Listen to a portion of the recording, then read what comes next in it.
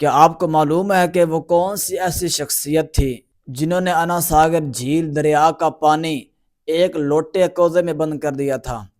آسمان ولایت کے چمکتے ہوئے ستارے خواجہ خواجگان سلطان الہند حضرت خواجہ معین الدین چشتی اجمیری رحمۃ اللہ تعالی علیہ وہ عظیم شخصیت ہیں جنہوں نے اپنے علم و عمل، حسن اخلاق کی وجہ سے ہندوستان شہر کے دلوں کو فتح کیا۔ آپ رحمۃ اللہ تعالی علیہ 14 رجب 537 ہجری کو سیستان میں پیدا ہوئے۔ آپ کا سلسلہ نسب مولا کائنات علی المرتضیٰ سے جا ملتا ہے۔ آپ نے اپنے پیر و مرشد حضرت خواجہ عثمان ہارونی رحمۃ اللہ تعالی علیہ کی 20 سال تک خدمت کی، بے مثال خدمت کی۔ ایک مرتبہ آپ کے پیر و مرشد نے فرمایا کہ مجھے معین الدین کے مرید ہونے پر فخر ہے۔ آپ کے پیر و مرشد نے مدینے سے آپ کو ہندوستان جانے کا حکم ارشاد فرمایا۔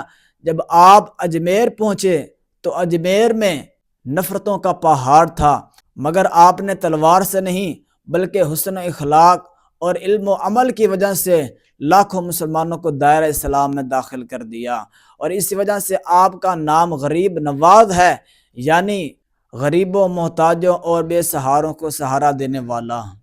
تاریخ میں آپ کا واقعہ موجود ہے کہ جب آپ اجمیر تشریف لائے تو آپ کے قافلے کو پانی سے روکا گیا۔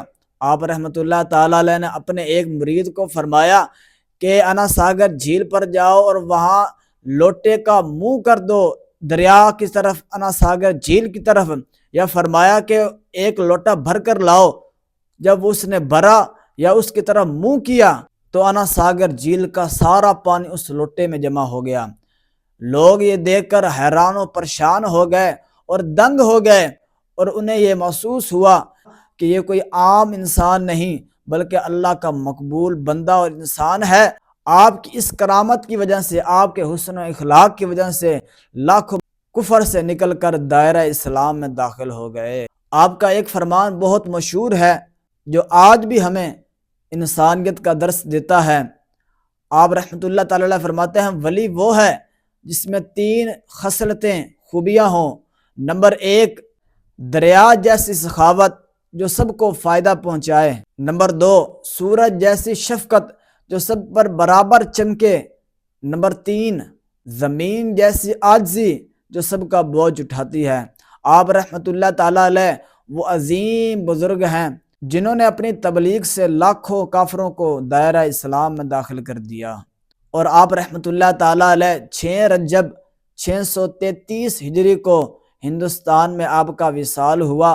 آپ نے اپنے آپ کو 6 دن تک اپنے حجرے میں بند رکھا، اور 6 دن کے بعد جب آپ کے دروازے کو کھولا گیا تو آپ کا وصال ہو چکا تھا، اور آپ کی پیشانی پر اللہ تعالیٰ کی طرف سے یہ لکھا ہوا تھا کہ یہ اللہ کا حبیب ہے اور اس نے اللہ کی محبت میں وفات پائی، اور یہ اللہ کی محبت میں فنا ہوا ہے۔